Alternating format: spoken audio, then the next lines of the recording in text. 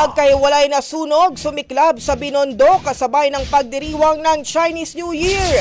Brigada Jigo Custodio, ibrigada mo! Brigada Live Report. Sa kabila ng makulay at masayang pagdiriwang ng Chinese New Year, magkahiwalay na sunog ang sumiklab sa dalawang gusali sa Ongping Street sa Binondo, Maynila ngayong Miyerkules.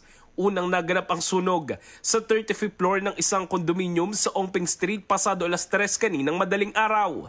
Dalawang babae ang patay na pawang kasambahay ng isang Chinese na may-ari ng unit.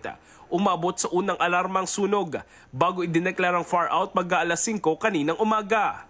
Tinatayang aabot sa 4.5 million pesos ang halaga ng pinsala sa ari-arian. Samantala, makalipas lamang ilang oras, isa na namang sunog ang sumiklab sa ika-6 na palapag ng hiwalay na gusali.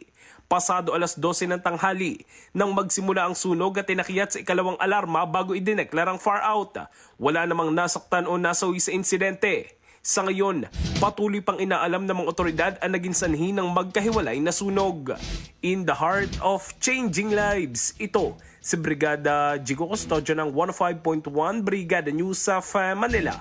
The Music News Authority. Ronda Brigada. Ang bahaging ito ay hatid sa atin ng Guard C Plus with Zinc Capsule. Always protektado ang kalusugan.